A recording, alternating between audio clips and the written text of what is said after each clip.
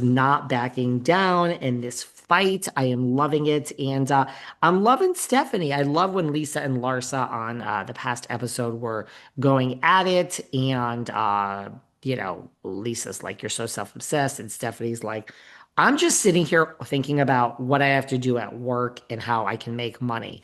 I get it, girl. That's where my mind goes when I'm not working. So I'm loving Stephanie. Yeah, I'm loving Stephanie. I love that she's speaking out. She's not afraid to speak her mind. And still a pretty decent season of Miami.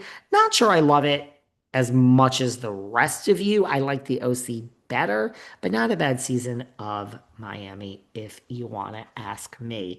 Dorit and Kyle, rumor is they have a secret alliance. Now, Dorit and Kyle, the rumor is they're also getting along this season, and which I think is good. No one wants to see, conflict resolution.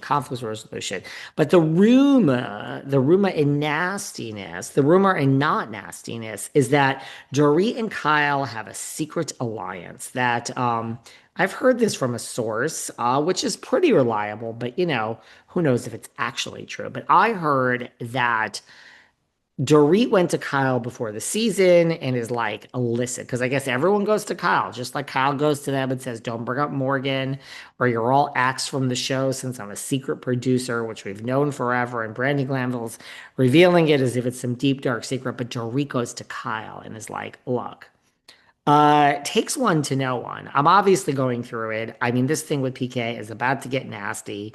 PK is being seen all over town with Amanda Cronin from Real Housewives of UK and Shayna Wall, Ryan Seacrest's ex, and just cool it. Like, let's just have each other's back this season. And they made a secret alliance, the secret alliance of Dorit and Kyle. Well, regardless, it sounds like that could be really true because the rumor is also that they are getting along and there's no problems between the two, which leads me to question. My question then is, who is Dorit fighting with? Now, Kyle, we all know that she's held to higher standards and Kyle could do whatever she wants. She doesn't have to reveal anything about her real life. We don't need to know about Mauricio. We definitely don't need to hear about your child who's going through it, who's, getting the lip fillers and is so depressed. She wants to she's devastated that after dissolving the lip fillers, they won't refill them for another 10 days. So we don't want to hear about her. And she's taking the GLP-1s and she has body issues. And we don't want to know what's really going on with Mauricio. And we definitely don't want to know that you're madly, passionately in love, probably going to leave LA at some point and go live on a farm with your love of your life and you'll probably marry Morgan.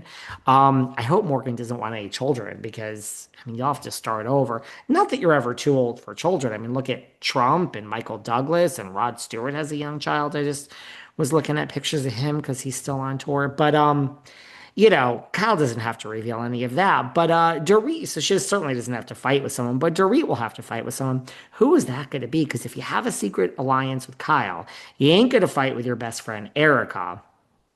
Sutton, I mean, does anyone want to see Dorit and Sutton fight? We've seen that for ad nauseum forever. She just did an interview where she said, Bose is just it, has her back, is just the best friend ever. I mean, she's not going to fight with Kathy Hilton because Kathy will have her taken out back and never heard from again. Uh, Tilly doesn't fight, and Dorit's probably in need of some money. Well, she is in need of some money, and Tilly could fund your whole damn divorce. It just goes back to like it's Zoe, or there is this new woman that we talked about the other day, Amanda Francis. We covered this on our quick hit on Wednesday afternoon. She is the woman that bought Kyle's house and she went viral a few years ago. She bought the Beverly Hills, the Bel Air mansion for 6 point something and that was tearing it down. So I'm thinking Dorit is picking on the new girl Amanda or Rachel Zoe. That's what I'm thinking because Dorit ain't no Kyle. And if they have a secret alliance, she ain't getting a free pass this season. Sorry, Dorit. Um, Yesterday on Patreon, we talked all in depth. That's what we do on Patreon. We reveal the secret information. We talked all about the Valley and that Jax is exiting the show, and we dealt with his statement and whether he was fired or whether he quit and everything. But what we didn't get into, a lot of people since listening to that Patreon episode yesterday have said, at some point, can you please talk about what you think is going to happen with the cast now that we know that Jax is exiting, fired, made his statement, whatever it is? What do I think is going to happen with the rest of the cast? Well, look, I still think Janet and Jason are going to go. I just see it. I just see it. Again, if everyone wants to try to ice out Kyle, it ain't gonna work. But none of the cast wants to work with Janet. Kristen doesn't. Danny and Nia don't. I don't think that it's gonna work for her. The people don't like her.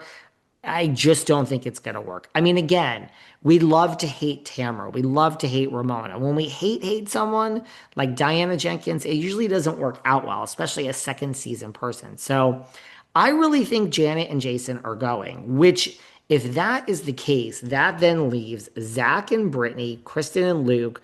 I do think Danny and Nia will stay.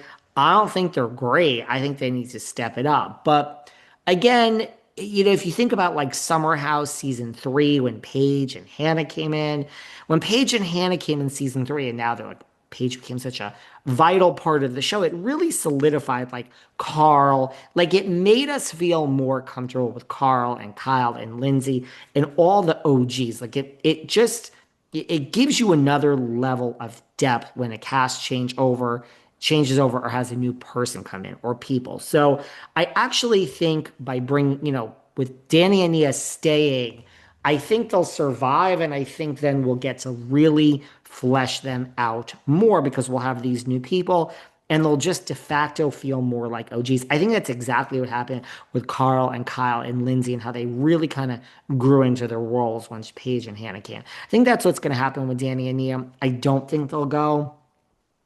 Jasmine, I really hope goes. I don't even think it's her fault. I just think there are too many people. So if Jax is gone and we get rid of Janet and Jason, I'm hoping to get rid of Jasmine. That's four people are gone, and that means Zach and Brittany, Kristen and Luke, and Danny and Nia. Six people kind of go into the future. With four leaving, I think you bring in eight people. Don't bring in four. It's too many people. I think they're going to bring in two to three people. Without Jax there, and no offense, Jasmine, you've added nothing. So I just think you should go. Everyone wants to be on reality TV. We can't like waste a space. But I mean, I don't, with Jax not there, I don't see the need for Schwartzy. I don't know how Schwartzy's going to fit in with this group. I mean, he knows Brittany, but then I think it's going to be too forced. And if Schwartz and Sandoval come, Sandoval has nothing to do with this group of people. He cares about his band and he cares about his girlfriend, Victoria, and painting his fucking nails. So that's going to feel like stunt casting. So I actually don't think Schwartzy and Sandoval are now